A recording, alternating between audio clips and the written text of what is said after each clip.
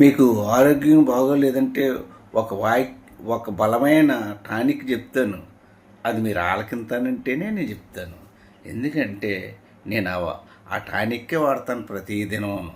ఏంటంటే బైబిల్ అనే వాక్యం మనకి ఆ వాక్యాన్ని ఆలకించగలిది దేవుడు మంచి ఆరోగ్యం ఇస్తాడు అండి. ప్రతి ఫ్యామిలీలోనూ బాధలు, వేదనలు, కష్టాలు, డబ్బులు ఖర్చు పెట్టినా కూడా హాస్పిటల్కి ఖర్చు పెట్టినా కొట్టగానే ఎవరికి చేతిలో ఏం డబ్బులు ఉంటుంది.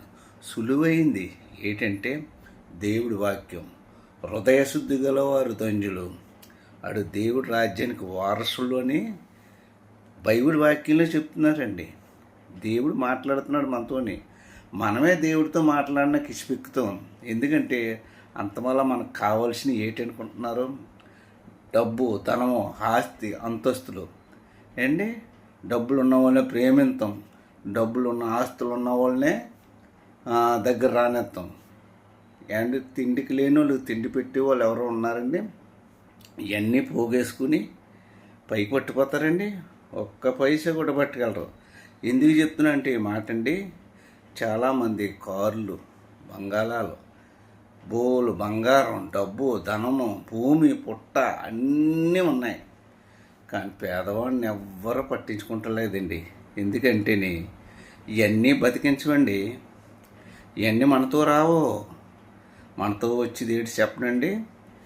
దేవుడు పరిశుద్ధ గ్రంథంలో మంచి మాటలు రాశారు. హృదయశుద్ధి గలవారు ధన్యులు, వారు దేవుడి రాజ్యానికి వారసులని ఉన్నది. ఆ మాటలన్నీ ఆలకించి దేవుడి వాక్యాన్ని ఉదయాన్నే లేచి మోకరించి ప్రార్థన చేసుకుంటే మీ ఆరోగ్యం, మన ఫ్యామిలీ ఆరోగ్యం, మన కుటుంబాలు అందరూ బాగుంటారండి. మనతో ఏమీ రావండి. మన శరీరానికి ఎలాగ ఆహారం తీసుకుంటున్నామో మన జీవితాన్ని కూడా అలా వాక్యమైన ఆహారం తీసుకుని మనం హృదయాన్ని బలపరిస్తే దేవుడి రాజ్యంలోకి మన వారసులుగా నిలబడతామండి. దేవుడికి కూడా దగ్గరగా అవుతాం. మన ఫ్యామిలీ అంతా మోకరించి ప్రార్థన చేసి దినదినము పాటలతోని, వాక్యంతోని, దేవుడితోని, బైబిల్తో మాట్లాడితే దేవుడితో మాట్లాడినట్టు నాది అలాంటి స్వభావం అండి. నేను దేవుడితో ప్రతిదినము ఉదయం, సాయంకాలం డ్యూటీకి వస్తాను. ఉదయం, సాయంకాలం దేవుడితో మాట్లాడుకుంటాను. ఉదయాన్నే స్నానం చేసి ముఖం కట్టుకుని వాక్యమే తీస్తాను. సాయంకాలం